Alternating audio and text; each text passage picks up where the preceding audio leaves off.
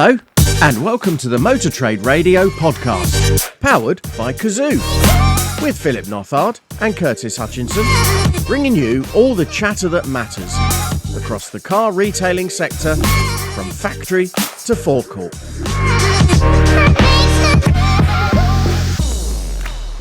Well, Philip's actually on holiday this week following the heatwave down to Somerset, although knowing him, he'll have his laptop open on the beach and will be keeping tabs on what's happening in the industry. But filling in for Philip, I'm delighted to welcome back my old friend Karl Davis, founder of Coachworks, industry consultant, business advisor and friend of the pod. So welcome back, Karl. How are you doing?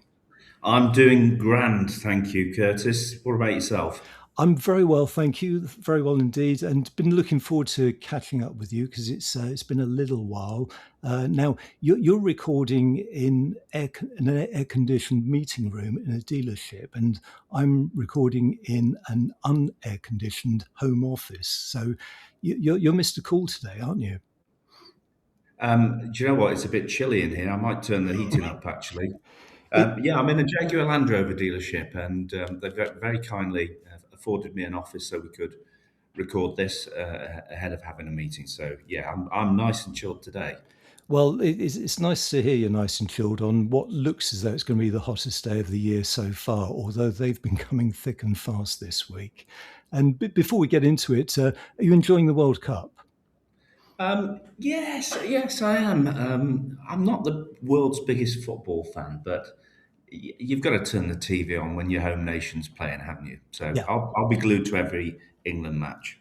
Yeah, me too. I'm not a footy follower, but I do enjoy the internationals, especially when we're in it. So, but we will make sure we have plenty of hydration breaks.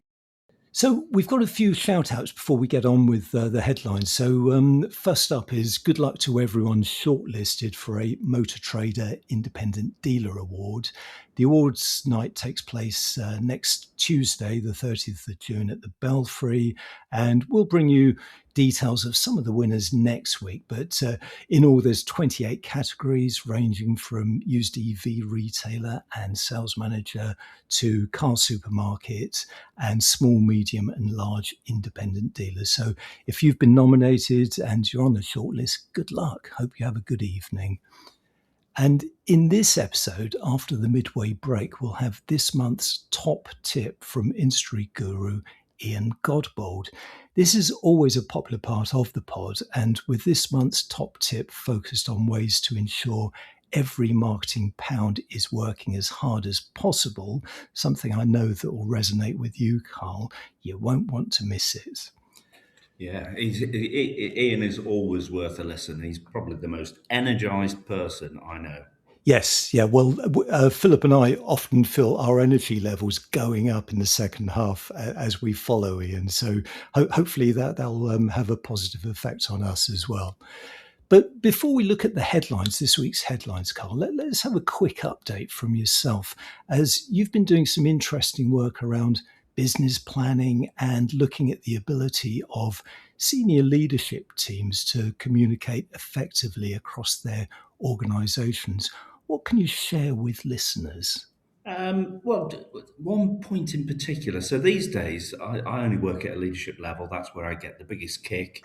I think it's where I can offer the most value. And I've been doing this for 25 years, so I can be measured, but I can be brave too.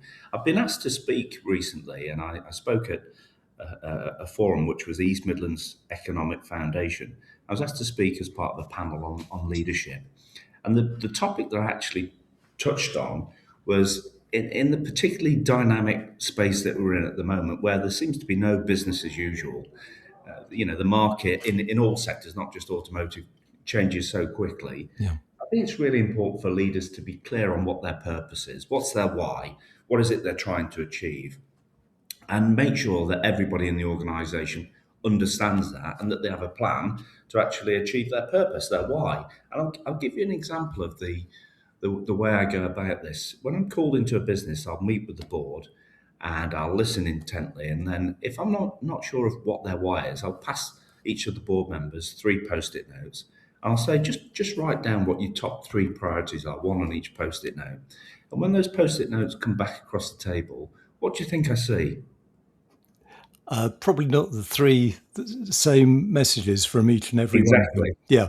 Inconsistency. So if the board don't know what it is they're trying to achieve, the organisation is going to struggle. And then the next point is, if they get the clarity of purpose, has the senior leadership team written a plan that's actually going to get them to where they need to get to?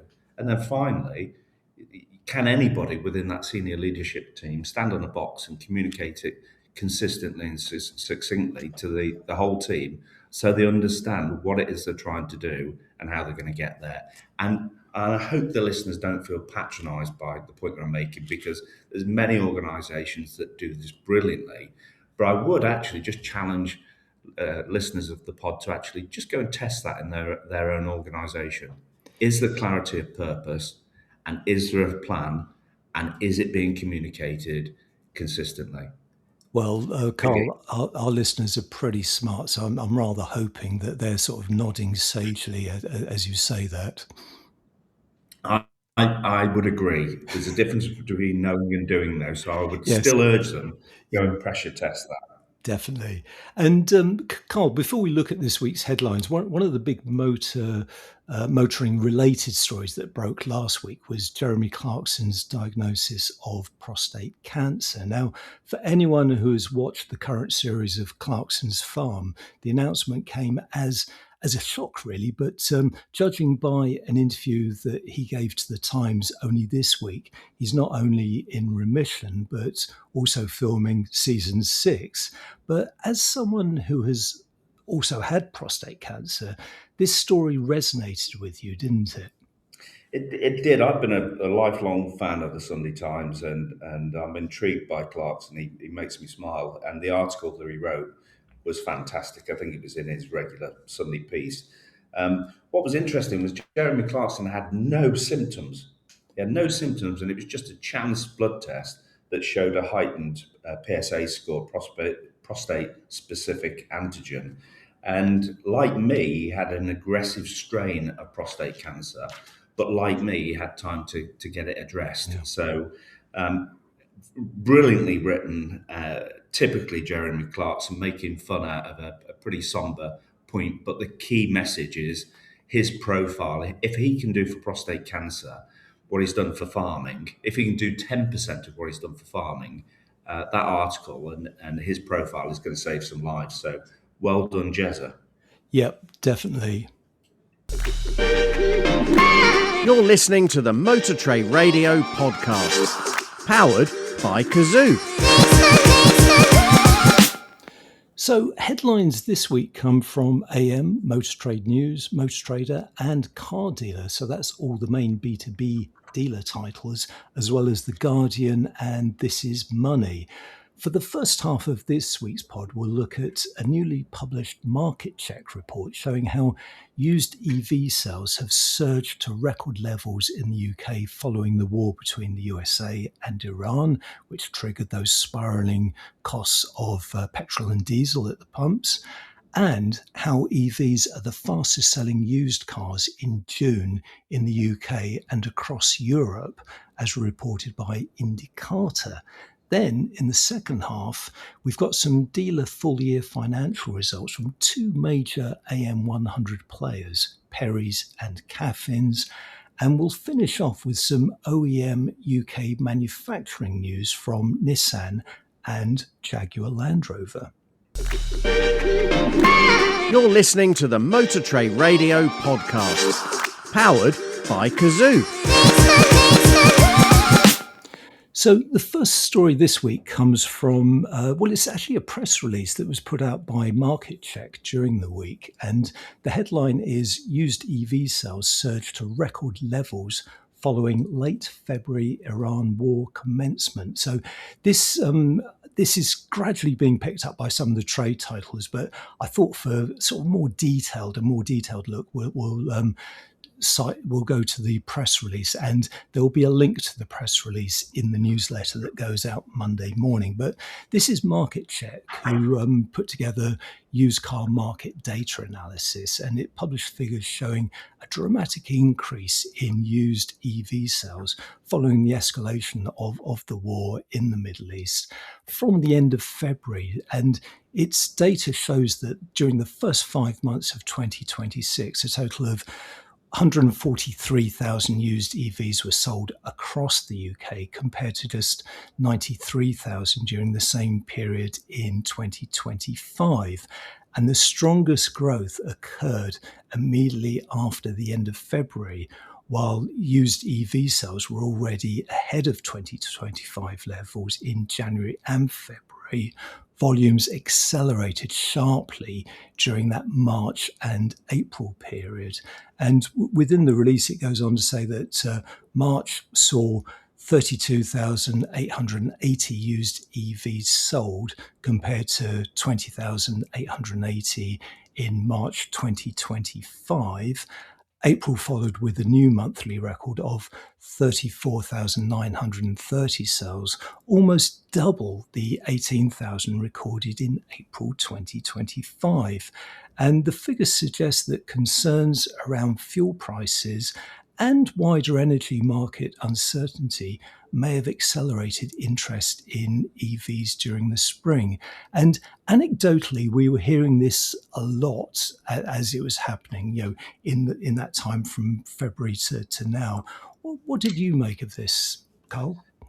I was impressed by the figures that you've stated, and I think it sort of likened itself to the situation where energy raised by about 300% at the start of the Ukraine conflict, and immediately businesses went out wholesale putting solar panels on top of their buildings. And I think that's what we're seeing now with the oil price. People are thinking, right, we've got to do something about this. And I think manufacturers could still do more to actually highlight how cheap it is, pence per mile, with electric, particularly if you can home charge, and particularly if you've got a dual tariff where you get cheaper electricity in the evening. So I think it's a number of things. The figures are the figures; they don't lie. It's a moment in time that's spiking action, and also, Curtis, it's supported by the fact that the EV charging infrastructure is getting better. More and more manufacturers are giving extensive warranties on the batteries. Suzuki, for example, their newly released e-Vitara, 10-year service activated warranty, including the battery. So there's less friction. There's less things to be scared of. So I think it's happening, and it's going to power ahead this year, I think. Yeah, definitely agree with you there. And I mean, this is welcome news for the sector, because used EVs have been a slow burn, but what we're seeing now is sort of genuine interest, and customers actually looking at EV alternatives to ICE vehicles without the sort of push that we've seen from the government with the ZEV mandate. This is more organic demand. So remains to be seen what happens now. We've got the 60-day truce in place, so whether or not that will calm down that demand for used EVs remains to be seen. But definitely an interesting trend to keep tabs on. And following on from that, and sort of closely related, heading over to AM Online, the headline is June's top 3 fastest selling used cars, all EVs, data shows. So this is the latest research from Indicator, which we do visit on a regular basis on the podcast. And it shows the top 3 fastest selling used cars in June were all EVs. And it actually breaks down that the fastest selling was the Tesla Model 3, which sold in 14.1 market days. So market days is the way Indicator references its days to sell. And that was closely followed by the Volkswagen ID.5 at 16.5 days and the Cupra Born at just 18.1 days. So some pretty fast-selling EVs there, Carl. Yeah, and despite Elon Musk's best efforts to kill the Tesla brand, he didn't actually achieve it, did he? No. Give him time, though. Yeah, so I have seen one or two stickers on Teslas saying, I bought my Tesla before Elon Musk went nuts. But, Tesla's a great brand, and it doesn't surprise me that the ID.5 was in the top three either. Don't know so much about the Cupra Born as a product, but I know Cupra is a dynamic brand. So yeah, good info, one to watch.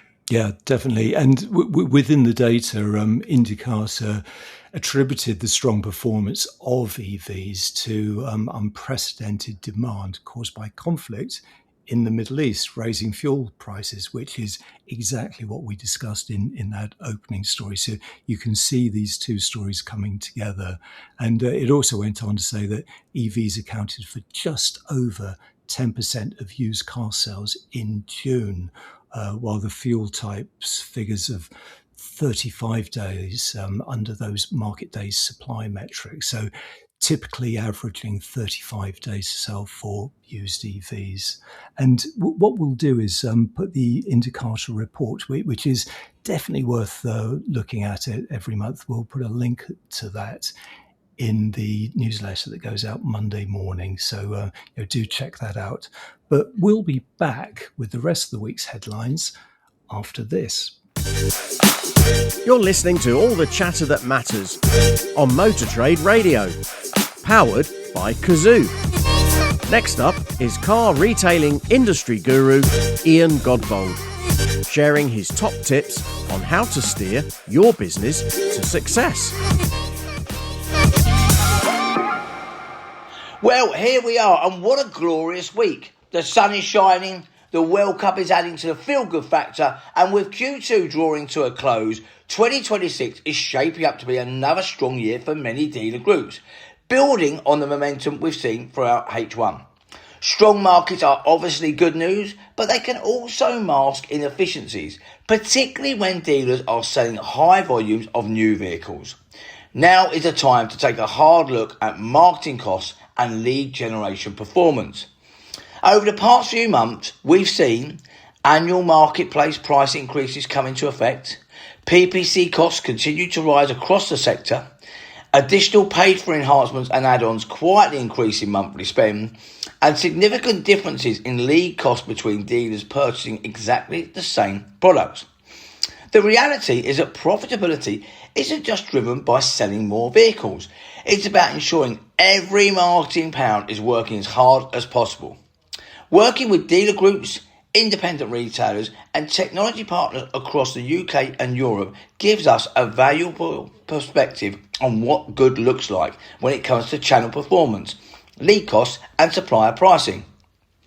One area of growing concern is the focus on average cost per lead figures quoted by marketplaces. Most dealers reading this won't consider themselves average, and nor should they.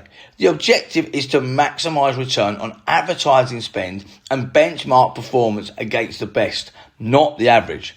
Now is the ideal time to review the following: marketplace spend, PPC performance and costs, lead costs by channel, technology and supplier costs, and areas where savings and efficiencies may be available. In a buoyant market, reviewing costs often slips down the priority list. That can be an expensive mistake. Act now to ensure you're in the strongest possible position for Q3. If you want to know more, get in touch with me at Ian Godbold at igcdigital.co.uk or drop me a line on LinkedIn. So have a strong finish to Q2, enjoy the sunshine and come on England! Yeah, come on, England, indeed. Many thanks, Ian, for that. And the key messaging there, Carly, is really ensuring that every marketing pound is working as hard as possible, which is what Ian said. Did this resonate with you? I mean, you've spent many years in consultancy. Well, two observations. The first one is a personal one because he's such a character. I'd advise Ian to stay away from Pro Plus tablets or even Lucozade because he's in danger of exploding if he has any sort of additional additives in his body. That man is so energized; Yeah. he just lifts me every time I listen to him. I think the thing that really I take out of that is just the cost of the lead in the first place and what we do with it. And everybody's got an example of making an inquiry and it not being followed up. And one thing I did when I ran dealerships, and I've advised lots of businesses to do it, to put an extra focus on those paid for leads that are being generated through your own efforts or through your manufacturer brand partner, is incentivize colleagues that are on the front line selling to actually really get hold of those inquiries and maybe pay an extra percentage of commission on top for converting a paid for lead rather than organically generated walk-in type lead. They're valuable. We can't waste a single opportunity. But equally, Curtis, I can't go to the pub without somebody bending my ear about a bad car buying experience. Yes. And we are, we're our own worst enemy sometimes as an industry. Yeah, most definitely. And if, as Ian says, you've really got to look at these opportunities. You've got to maximise them. It's your money that's going out, so make sure it's working hard for you.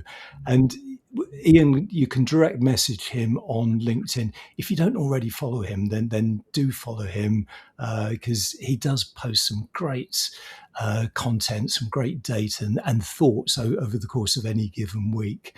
Or you can email him at iangodbold@igcdigital.co.uk. So moving on, so the next two stories are really looking at dealer financials. So we're starting to see a lot of the full year results from last year, and these financials are with two big high profile groups, starting with Perrys. So the headline at Motor Trade News is Perrys Group profits up in 2025 driven by after-sales strength. And it's worth just reflecting a bit on Perrys because they are a major player. They're ranked 25 in the AM100, based in the East Midlands, and it can trace its roots back to 1908 when it's selling accessories for those newfangled motor cars. It's got 51 branches representing, among others, Ford, Citroen, Kia, Mazda, and MG, as well as, and this is quite crucial for this particular story, it's quite key, as well as newcomers Jayco, Omoda, Geely, BYD, and Leap Motor. So results for the 12 months to the end of December 2025. So it's a financial year, but it's also a calendar year. Gross profits were up to £94 million in 2025, and that was up from 93.3 million in the previous year. And that was due to strong after-sales performance, which we'll look at in a minute, as well as the expansion of its Chinese brand partnerships. So revenues were up by 2.6% to 788.5 million, and restructuring and site closure costs, exceptional costs of about £500,000, was very similar to the figure in 2024. And just looking at new vehicle trading, Perry said that new vehicle trading conditions were challenging in 2025 with uneven customer demand, reduced manufacturer support, and the volatility of fleet and Motability channels. And the group said retail volumes were strong and outperformed the wider market in 2025. But it saw a year-on-year decline in both those fleet and Motability volumes. Now, and just finishing off on vehicle sales, margins on each used vehicle improved, although used vehicle revenues were down 1.3%. But I think what particularly interested you, Carl, in this particular story, this set of results was after sales, because that proved to be a significant contributor to the overall performance.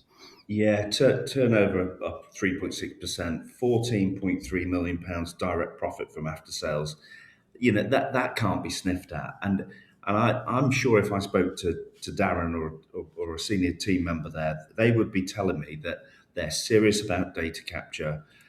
They will have a data manager in a seriously high role, probably on the board, and they've got a tailored plan. They must be doing the basics brilliantly Yeah. to be getting a performance like that. And fair play to them, absolute respect. If you've got a great after sales business, that's a great start point to sell your next car, isn't it? Most definitely, yeah. I mean, outstanding after sales performance there. And certainly as a group, they attributed their growth to after sales, but also, they do call out the positive impact that adding BYD, Amoda, Jayco, Geely over the course of last year actually helped overall performance. So Darren Ardern, who you mentioned there, MD of Perrys Group, he says the year saw us revisit our franchise portfolio and extend our partnerships with several Chinese brands, as well as multi-franchising existing sites, also adding in additional authorised repairer points. And he goes on to say, we also took this strategic decision to exit certain locations as part of a larger strategic plan. So, yeah, very much a group constantly reviewing the portfolio, constantly reviewing each and every dealership, and ensuring that they are maximising on all their opportunities. Totally agree, Curtis. And what impressed me about Perry's is they've learnt to pivot, haven't they? Sometimes you have to change direction, and as the game changes, they've changed their plan. So, wishing them more success. And heading over to Motor Trader for the next story, the headline is Caffyns turns in £1.7 million loss as new car sales come under pressure. So again, a bit of background on Caffyns. They're ranked 69 in the AM 100 based in East Sussex, and they actually trace their roots back even further to 1903. And one of the few remaining listed car retailers alongside the likes of Virtue and Motorpoint. It operates 20 dealerships across Sussex and Kent, representing 9 brands, and particularly strong in the Volkswagen Group franchises. So Caffyns, in the report in Motor Trader, experienced significant trading headwinds in the year to the end of March 2026, delivering a pre-tax loss of £1.7 million. And that compared to a £246,000 profit the prior year on turnover that was down 2% to £270.7 million. Now, looking at new car sales, as we did with the Perry stories, new car unit deliveries fell by 11%, as many of the brands it represents came under pressure from new Chinese entrants, which we're starting to see a lot in the full year results we're talking about on the podcast. Now, Caffyns already has Chinese representation with MG and is in talks that could lead to taking on others. And just looking at used car sales rose by 4%, boosted by Seat and Cupra expansion, but margins came under pressure because they were actually down 5%. And Caffyns said shrinking new car sales in post-COVID years meant the used car park was smaller and competition intense to source cars at the right price, which again is something we hear a lot about on the podcast. What did you make of this one, Carl? I agree with that point. Sourcing good quality stock is a challenge, but it's a challenge for every retailer. And if you've got the brands where maybe the new car sales have slipped back, that's naturally going to cause a problem. But for me, it's the guerrilla tactics that need to be employed. And I'll give you a simple example, Curtis. in the Davis household, we've got a fleet of 5 cars and 2 motorcycles. Out of those 7 vehicles, one of the sellers of those vehicles has come back to us over a period of time and said, would you like to sell your car back to us? The other 6 haven't. So you've got a database, even if your sales this year or last year are smaller than the preceding year, you've still got a big database, and there's an opportunity to be buying stock from your customers as well as selling them stock. And if I go back to the days when I was retailing, my salespeople were incentivized to put their business cards under a windscreen wiper saying, I would really like to buy your car. Please give me a call. And do you know what? We got some calls, and that salesperson got more commission because he had generated that item of stock. And okay, it's 30 years on, but the principle's the same. So we've got to use social media effectively to actually say, this is a great place to actually buy a car, and it's the best place to sell your car back to us. Yeah. Really. Yes, totally agree there, Karl. And it's one of those processes, and I guess it goes back to what Ian was saying. It's one of those processes that we all know. Yeah, a car comes in for a service. Why not give that customer a quote for the value of that car as a potential part exchange on an offer of a new car? But it doesn't happen as consistently as it should, across our industry, does it? No, I'm pleased to say I could name names now of organisations that do have a culture of making sure that a salesperson looks at that list of bookings for that day. They highlight the cars that have probably been owned long enough that the owner might consider swapping that car, and they proactively have conversations, and not hypothetical ones, specific ones about, we would like to give you this amount of money for your car against this latest model. It's the difference again. It's the difference between knowing and doing. And listeners will be shaking their head at this point saying, we do all of this. Well, you're only doing it if you're checking it constantly, because people fail to respect what we fail to inspect. So it's an oldie, but it's a goodie. And finishing off this week's pod, we've got 2 OEM-related stories. But before we go into them, just prior to hitting the record button for today's pod, the SMMT announced that UK vehicle production in May rose by 2.7%, driven by car production, which was actually up 3.2%.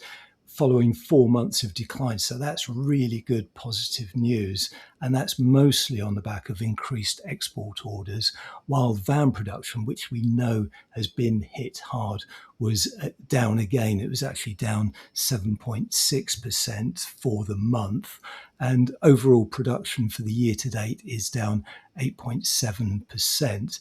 And that leads us in neatly to the next 2 stories. So the first one is from The Guardian, and the headline there is, Nissan shelves all-electric Qashqai plans as it cuts costs.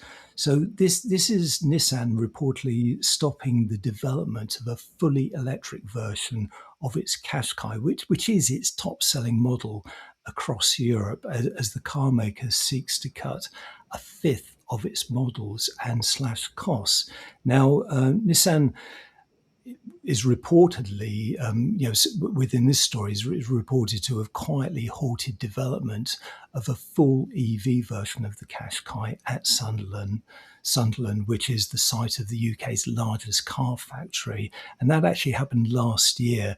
And that was reported by Reuters. So The Guardian have picked up on this report from Reuters and added to it and really given it a sort of local UK flavour. So Nissan is now in talks with the government about securing financial support to plan the future of the plant. But with all the turmoil that's happened this week within government, that's probably a conversation that's going to be put on hold for a little while. And also worth mentioning that we reported just, I think, last month that Nissan is in advanced talks with Chery to manufacture vehicles in Sunderland, so possibly opening the doors to local production for Jaco, Omoda and Chery, because clearly, the plant there is underutilized, so it does make sense to introduce some contract manufacturing. But this is unwelcome news, isn't it? Because the Qashqai EV potentially was going to be an important model for the brand and for Sunderland. The Qashqai is a fantastic car, Curtis. I don't know whether you've touched, felt, or driven one recently. I have. I was really impressed. When I looked at this article, I had to Google how long that factory's been in place because I remembered it opening. It's 37 years ago that Nissan invested in the Northeast. And if they need to collaborate to keep that factory and that skilled workforce in place, fair play to them. Collaboration is a it's a superpower. If they have to collaborate and they do it positively, why not? The article did say that 7 factories have been closed globally with the loss of 20,000 jobs. We don't want to see our manufacturing base in the UK disappear. So fair play to them, respect. Yeah, exactly. Because Sunderland, there's 6,000 workers. They're major employer, and the piece, just to finish off, it does intimate that if Nissan was to change its mind and restart the Qashqai EV project, it would not come to market until the early 2030s. So it's going to be late for the party because that model would have been superseded by other models and lost out to some of the competitive Chinese models coming in. Do you know what, Curtis? I think increasingly so. The likelihood of a softening of ZEV mandate will be affecting some strategic decisions as well. Yes. Why go full bore head on down an entirely BEV approach when maybe the targets are going to soften? I think they will. Yeah, so maybe that's a case of just hedging their bets on that one, because there's certainly been a lot of talk over recent weeks about that watering down. But again, with what's happening with the leadership, I was going to say contest, but potential coronation. Again, that's a decision that's going to be kicked down the road a little, I suspect.